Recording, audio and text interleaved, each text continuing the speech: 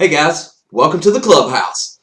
I'm Billy Jackson, and today's review is going to be on Star Wars Rise of Skywalker, the full-on spoiler review. So if you have not seen this movie, go back and watch my normal review where I'm like, I cannot review this correctly, because this movie is really hard to review on first watch because there's so much going on and it moves at a breakneck speed. And I really caught myself after watching it and talking to my buddy about it.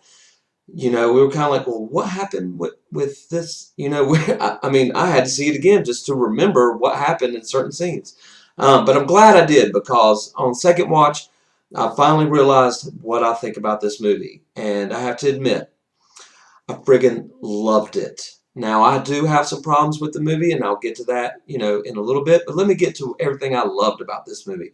First of all, look, it's Star Wars. Whether it's good or bad, I mean, the prequels aren't great. In my opinion, I know a lot of people love the prequels, and you have that right to have that opinion. But just like I have the right to have my opinion, that I don't really care for them that much. And the rewatchability of them, just shrinks. You have to fast forward to all the good parts. That's not good, for a movie. But they have redeeming qualities, like all the lightsaber duels, in the prequels are awesome. Force powers, Obi-Wan Kenobi was great, and some of the performances were awesome, but I kind of just didn't like them overall. But that being said, it's Star Wars, and I still watch them every year. So, I mean, I do love the prequels, and I hate the prequels at the same time. But anyway, this new trilogy of movies, I really enjoyed. I loved Force Awakens. The Last Jedi was just okay. I didn't like it the first time I watched it, but after I watched it a few more times, it grew on me. I loved everything about Rey and Kylo Ren in The Last Jedi and in The Force Awakens and in this movie. So their story arc really worked for me in this new trilogy. I know it didn't for a lot of people, and it's understandable because there's not really a lot of character development. They're kind of just thrown at us, and we're left to wonder what's going on. Then we get the answers in the third movie, and they kind of just threw the answers at us too. And a lot of those answers left more questions, and that's one of the things I didn't like about it. But that being said, I do overall love these new movies that they've come out with. And I know we're not going to get another one for 3 years, so thank God for shows like The Mandalorian. We're getting the Obi-Wan series that's being directed by Deborah Chow, which directed the best episodes of The Mandalorian. And we're getting a Cassian Andor series. We're getting a lot of TV that's going to be filling up these next 3 years until they do the next movie, which rumor is that they're going to do it on the first Jedi, like the beginning of the whole Star Wars lore. So I'm very, very excited about that if they do it. So we'll see, guys. And of course, I will review all that stuff. But anyway, something else I loved about this movie that I noticed on the second viewing was Daisy Ridley's performance is incredible. I mean, she is awesome throughout this whole trilogy. But in this movie, there's a certain scene where she's in the throne room of the crashed Death Star, and she's talking to Kylo Ren. It's right after she has a vision of herself as a Sith. And she comes out, and he's got that wavefinder in his hand, and she's just like, give it to me. You could tell that she's fighting she's having the conflict, the same kind of conflict that Darth Vader had. That there was still good in him, even though he was, a Sith. You can see that because at this moment in the movie, she knows she's a Palpatine. She knows she has the ability for evil, but she's holding back because she wants to be a Jedi. And I loved that about her performance, that you could tell that in her eyes and in that specific scene. I mean, once you rewatch it, you see her in that scene, that woman is acting and acting very well. And not only her, but I thought everybody did great performances in this movie. Poe Dameron was better in this movie, I thought. He was trying to be more of a leader. Not only because he was forced to, because Leia passes away. And, he just instantly recruits Finn, but which I liked it, but it was kind of rushed. But I thought that him and Finn's performance was better in this movie. I liked the adventure aspect about this movie. It's kind of Indiana Jonesy feeling, and that's cool with me because I love Indiana Jones movies. I love adventures. I love a treasure hunt. So that's another thing I liked about this movie. Did they need to have 3 or 4 different treasures along with different deaths that they had to redeem? That's what kind of made this movie feel too jumbled together. And for use of a better, I mean, the only word I could think of is that this movie felt really rushed, that they didn't have a plan. But anyway, let me get back to the good things about this movie that I like.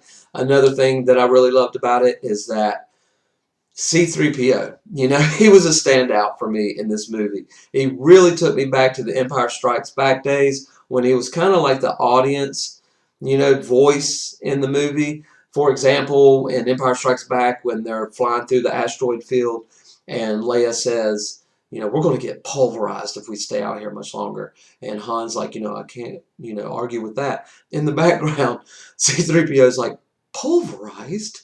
You know, and no one's even listening to him but us. And I love Empire Strikes Back C-3PO.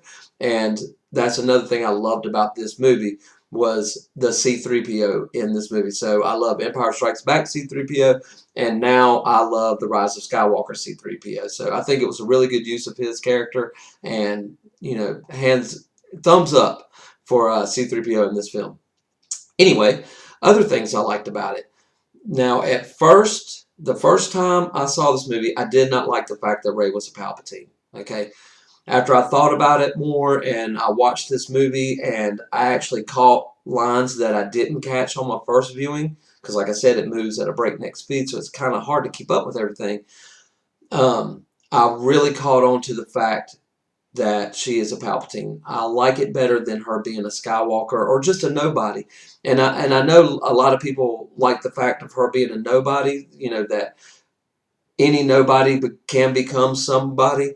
I like that idea and I like that premise, but the fact that she's born from evil and turns to good and chooses the good name at the end, she chooses to be Rey Skywalker instead of Rey Palpatine, I thought was very strong and a powerful message that you can be bad, but you can be good.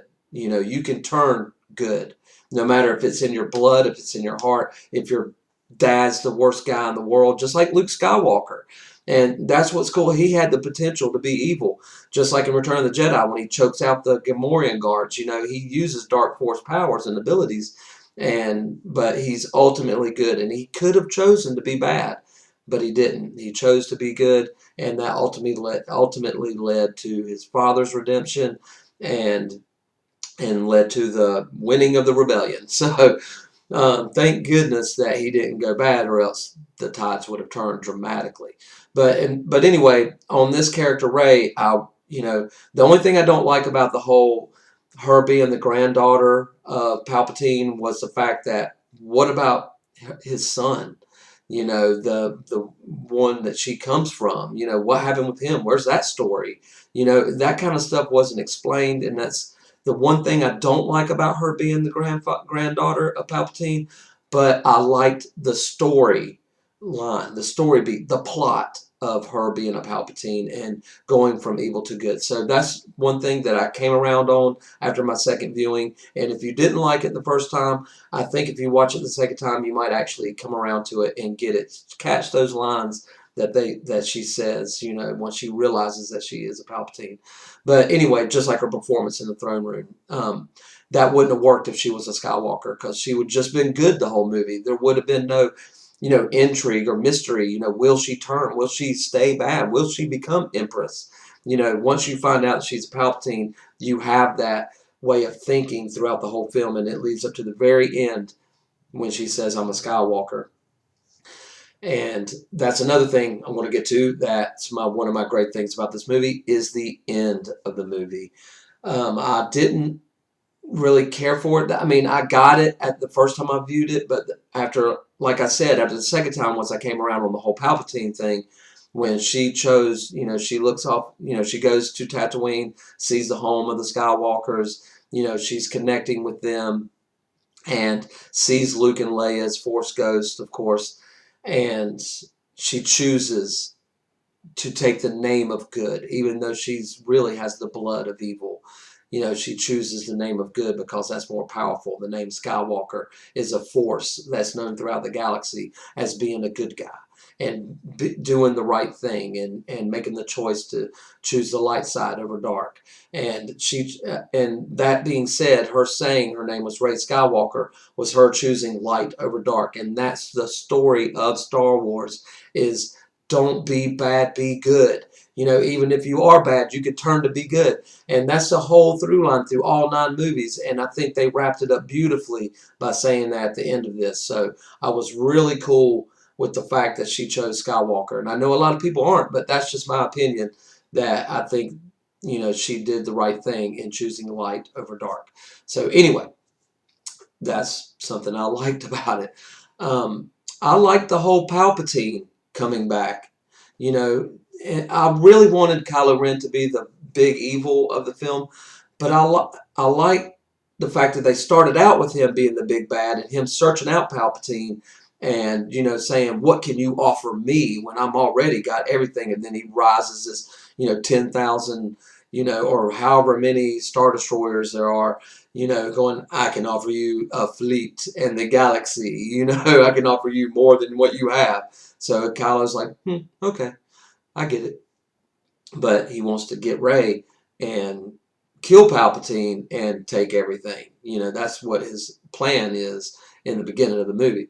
But anyway, I do like the fact of Palpatine coming back because I love Emperor Palpatine in the original trilogy. So him coming back really brought me back to the original trilogy, just like the whole Palpatine Skywalker thing with Rey did, and C-3PO. So I felt like they were paying homage to the original trilogy with this film, more really than the first 2 films that they made. So it was a good callback. I loved it. Another thing I loved, Wedge Antilles. And I know y'all probably won't recognize him, but he's in one of the TIE fighters. He's the old guy with the gray hair. And he's only got one scene, but hey, it's Wedge. He was in all 3 of the original trilogy, part of Rogue Squadron, and led the attack on the first and second Death Star. And here he goes fighting up against the Empire again, and I loved it. So good callback that he came back. Another great thing I loved about this movie, especially after the second watch, was the use of Leia. Um, Especially just Carrie Fisher altogether, paying homage to her in such a great way. I'm glad they didn't choose another actress to come in. I'm glad they didn't de-age and try to do it like they did in Rogue One, which was horrible in my opinion, just the use of her and that. But the way they used old footage, deleted scenes, and reworked them into this movie, and I knew that going in. So I was real iffy about, oh my gosh, this is going to feel disjointed. But it didn't. Her scenes really felt like they were part of this movie that they created, because she passed away before they even started filming this movie. So I was real impressed with the work they did to make sure they did her right. And they did, I felt. I loved the whole arc of her, of when her and Luke were training. Luke was training her to be a Jedi, and I loved that whole scene. The de-aging in those scenes were perfect, because you have the lightsaber and it kind of, puts a light on the thing so you can kind of hide the flaws, and they had the helmets on. So they did it very smartly. I was very impressed that they used their brains and they did it right, and they did it very short, very quick, and I loved it. I loved just knowing that Luke trained her to be a Jedi, but she had that Force vision of Ben, which led her to not want to even train. She wanted to be part of the military, I guess. But I didn't quite like that. I would have liked it if Leia would have become a Jedi, but it is what it is. But I did like what they did. I didn't like how she passed away in the movie. I mean, I liked it. She used her power to kind of turn Ben, so I did like that aspect of it. But I'll get into the stuff I didn't like, but how she didn't disappear until Ben disappeared, even though she died way before Ben did. So why didn't she disappear when she died? I didn't like that. It left me, even the second view, and I was trying to catch, did I miss something? Not, they surely did it. They definitely, she died like 30, 45 minutes before Kylo did, and then they both disappeared at the same time. So big plot hole, but that it is what it is. Everything else I loved about what they did with Carrie Fisher and Leia as a character, I really enjoyed. So that being said, the visuals. What else did I'm trying to think of everything I loved about this movie before I start cracking on it. But the visuals, everything was filmed great. Even though the editing was not good in this film, it's convoluted. It jumps from scene to scene to scene to scene to scene, some without any explanation whatsoever of where we're going, what we're doing. They kind of just make you feel like you just need to know and need to remember. But it's kind of hard to remember that stuff when it's just going so fast. So I didn't like the editing in this movie, but I loved every scene that they gave us was well shot. I have to admit, everything looked good. Everything, nothing looked CGI'd. They didn't have anything that looked like it was on a stage set. I mean, everything felt like it was lived in. All the new worlds. Even the callbacks to some of the old worlds. I thought they did a really good job at the cinematography of this movie. So I was really impressed with that. Okay. Whew. That's a lot of good stuff, guys. That's why I'm saying I really enjoyed this movie. Even though everything I'm getting ready to tell you about the stuff I didn't like about it are really just nitpicks, plot holes that are consistent with somebody that enjoys film that wants things to be put together in a kind of a correct order.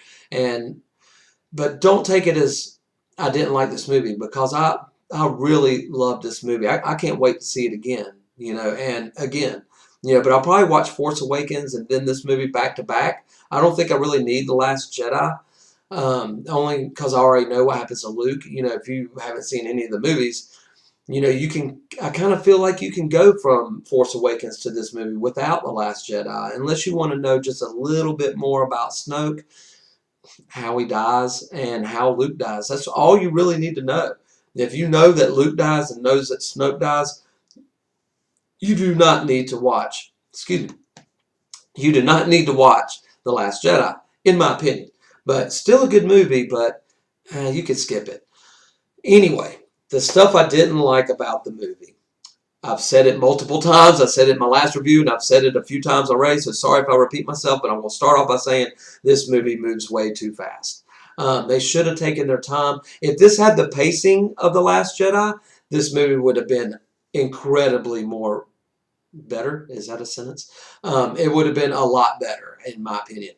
If it just would have took more time on the character development, instead of going on a treasure hunt for the Wayfinder, then you got to find the dagger that finds the Wayfinder. Oh, and then Chewie's dies. Oh, he's not dead, so we got to go save him while we're trying to find the dagger and trying to find the Wayfinder. Oh, we found this stuff. Oh, we don't even need the Wayfinder because now we're going just follow Kylo Ren to get there. It was just too much going on. They should have just said, in the opening crawl, which, excuse me, guys, which in this movie, I did not like the opening crawl. It was like 3 or 4 sentences. I mean, come on. Death speaks, or the dead speak, or something like that. Palpatine's back. They didn't even explain in this movie how Palpatine comes back. I did not like that they just said it in the open crawl, and that's what we were left with. And then we go on this adventure to find him. But let's find out why he came back and how he came back. I know, what's his name, Dominique Monaghan, that's in this movie from Lost and Lord of the Rings. He mentions at the very first, 10, 15 minutes of the movie, cloning, Sith magic, something like that. And he says it kind of questionably, so you don't really know. And we don't know. All we know is that a pathway to many abilities that are seemed unnatural, that the Emperor said. So you're just forced to think and come up with your own conclusion, which I really wish they would have just told us, even in the opening crawl, um, and also in the opening crawl, they could have said something about, now Rey is on the adventure to find this dagger, or they found a dagger that leads to the Wayfinder, or some, just mention one of the scenes, one of the MacGuffins in the movie, the thing that you go that drives the plot forward, the object or whatever it is. One of the MacGuffins could have been left in the opening crawl, I feel, and they could have expanded, slowed down the movie a little bit and expanded on character development. would have been a better choice for this movie. Okay, so the pacing was good, even though it was fast, but the movie felt like it went by fast. So it was cool. And a lot of stuff happens, and a lot of great stuff happens, and all that. So I was happy about what I got, but I wish they could have done it better. Let me just say that. Okay, anyway, all the fake deaths in this movie I did not like. Oh, Chewie's dead. No, he's not. Oh, Ben's dead. I killed you, Ben. I'm going to bring you back to life. I didn't like that. Oh, Palpatine's dead. No, he's not. Chewie's dead. No, he's not. Ben's dead. No, he's not. Leia's dead. No, he's not. No, I mean, well, Leia did die. But Rey's dead. No, she's not. There were like 3 fake deaths in this film. I mean, come on. One, maybe 2, I can understand. But they had 3 fake deaths in this movie, and I thought that was a bad choice. So I didn't like the fake deaths. I thought they could have done better there. Anyway, I told you I didn't like how Rey finds out that she's the granddaughter of Palpatine, but they never really explained, when did the Emperor get busy, 30 years ago, or sorry, 20 years ago, which is kind of when right after Return of the Jedi is kind of when he started to have this pseudo family, so I wish they would have expanded more, or at least just explained something more about her parents, not just, oh, they were the daughter, they were the son, and I guess the daughter, the wife of the son was just some random somebody. We don't know. That's the thing. We don't know. I think they did specifically say that it was the son of Palpatine that had Rey as a daughter. So what about that dude? How was he killed so easily by that Jedi or whatever that was on the search for the artifacts? And Palpatine made him kill him. What about that dude? We were searching for his ship and searching for his dagger, but what about the character? Why does it always have to be about objects? I want to know more about character development. That's what I want in a movie. I want to feel something for the characters I'm watching, which I did for Rey and Kylo, but there's just like a missing link there, that I'm missing. The whole son of Palpatine. That's the story I want to know. Why wasn't he evil? I mean, was he? Who knows? They never said. So that was probably the major thing I didn't like about the movie, and the fake deaths and stuff. I didn't like how they killed Emperor Palpatine. I like the whole the Sith are within me, and Rey's like, well, the Jedi are within me. But I didn't like the whole I'm shooting force lightning at you, you're blocking it, it's coming back, being deflected onto my face, so now I'm going to stop doing it so it doesn't kill me. I'm going to keep doing it so you can kill me. I didn't like that, and I didn't catch it the first time, but the second time I was like, wait a minute, he's just killing himself, by putting the lightning onto her lightsaber. Why didn't you just stop? As soon as it hit him, he should have just stopped doing it. But I understand it's a movie. If you don't do something like that, then how would he die? I guess he had to kill himself so his power couldn't transfer into Rey. So I'm just nitpicking, but I didn't like it. I didn't like the CGI, that the lightning taking off his face. I didn't like the CGI of it. I just thought they could have done a way better job on what they were trying to do with the death of Palpatine. So that's one thing I didn't like about it. I didn't like the fact that she grabbed 2 lightsabers and brought them together and was kind of blocking them towards them. And then, but I did notice the second time that he did stop, and she held the lightning and was just kind of just burning them with it. But why he didn't stop at the very beginning when it first hit him, he just let it, hit him.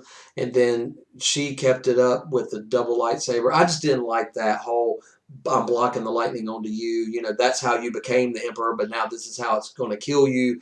It just seemed rushed to me, and they didn't really have a plan on how they were going to do it. They just kind of said, let's do this. Okay, let's do it. So that's one thing I didn't like about it. Oh, I forgot to mention one of the things I did like about it was all the voices that come to Rey and, tell her to rise up. There are 25 different voices in that sequence. And I can't, I'm not going to name them all right here because it would take another 25 minutes, which I'm going way too long, so I'm going to try to wrap this up really quick. Wanted to keep it under 30. So Anyway, that was one thing I did like, is all the voices coming back, even Anakin and Yoda and Ben Kenobi, both versions. Alec Guinness's and Ewan McGregor's Obi-Wan. Says her name and tells her to rise. And Qui-Gon Jinn, Mace Windu, a lot of ones that Ahsoka Tano, and a lot that you guys don't even know about. But anyway, all the Jedi coming back and telling her to rise so she can have all the Jedi in her, which she's trying to do at the very beginning of the movie, and she finally gets it at the end, and then she now has all the powers of all the Jedi. I love that. I thought that was awesome. What I didn't like about it was that we didn't get any Force ghost of them. If they brought them in for voice acting just to do those lines, they should have just shot one scene where they're all standing together, kind of like at the end of Return of the Jedi. I thought that was a big missed opportunity. She should have seen the ghost in some kind of way, even if it was after that scene when she's on Tatooine and sees the Force ghosts of Luke and Leia. I understand seeing them, but maybe at the end, having her walk through a pantheon of them or something, anything. I just would have loved to really seen all the other actors come back for one last shot of Force Ghosts. I thought that's how it should have ended, and that would have risen. Even though the ending was great for me, I loved it. It would have risen it, a lot higher if they would have done something like that. But that was something I thought I did. It's not that it's something I didn't like about it. It's just something I thought was a missed opportunity with this movie. So that being said, guys, those are very small nitpicks. Overall, I love this movie. Can't wait to see it again. Thought it was a good ending for the new trilogy. Not a great ending for the whole non-legacy saga, whatever you want to call it. But they shot for the fences. They really tried, took some risks. So, hey, we got to give them credit for that. But, guys, go see it. And if you've only seen it once, go see it again before you make a valid opinion about it, because I think it's way too much to try to catch in one viewing. But anyway, whoo, starting to lose my voice. Excuse me. Sorry about that. So I'm going to wrap this up, guys. Sorry this took way too long, but I really wanted to get all this out because it's the final Skywalker film, and Star Wars is my favorite franchise. So there it all is. There's everything about this movie that I didn't like and did like. So what did you think about it? Leave it in the comments below. Let me know everything that you loved and didn't love about this movie. I really want to know all your opinions, guys. Please give them to me in the comments below. Remember to like my videos and subscribe to my channel. And as always, make yourself happy every day. And the only way to do that is to remember the only thing stopping you is you stopping. Bam!